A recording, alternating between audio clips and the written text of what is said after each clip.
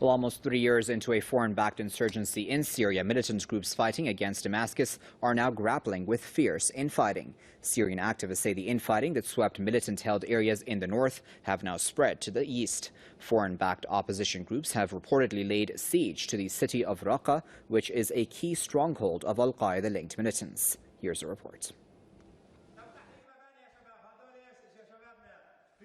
Scores of foreign-backed insurgents have been killed in Syria following days of fierce infighting.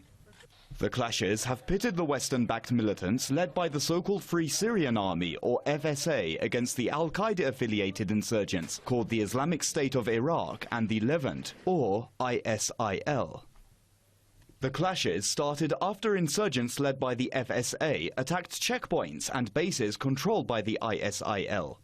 The militant group is accused of horrific crimes against the civilian population in its controlled areas in Syria's northern provinces of Aleppo and Idlib. It also stands accused of jailing and even executing Syrians who oppose their rule.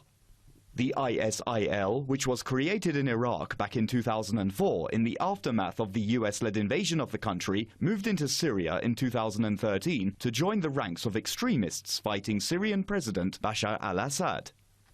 And that's what we're having now. The fact that these criminal groups are killing each other is a sign that they've failed to topple Assad, and now they're turning on each other because they have no place else to go. The extremist group, which according to many analysts has been funded and armed by Saudi Arabia, has also been involved in terrorist attacks in Lebanon and Iraq. It claimed last Thursday's deadly terror attack in southern Beirut, which claimed at least 6 lives. Extremists affiliated with this group have also been clashing with Iraqi troops and local tribesmen in the western Al-Anbar province. The recent infighting comes at a time when the fractured opposition groups outside of Syria try to form a unified position ahead of the Geneva II conference, slated for January the 22nd to 24th. On Sunday, the so-called Syrian National Coalition, or SNC, which is an anti-Assad group based in Turkey, re-elected Ahmad Jarbar as its leader. The re-election of Jarbar as a figure with close ties to Saudi Arabia comes at a sensitive time because the group is set to decide on taking part in the upcoming peace talks as a coalition.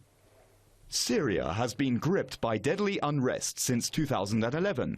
Western powers and their regional allies, namely Qatar, Saudi Arabia and Turkey, have been supporting the militants operating inside the country.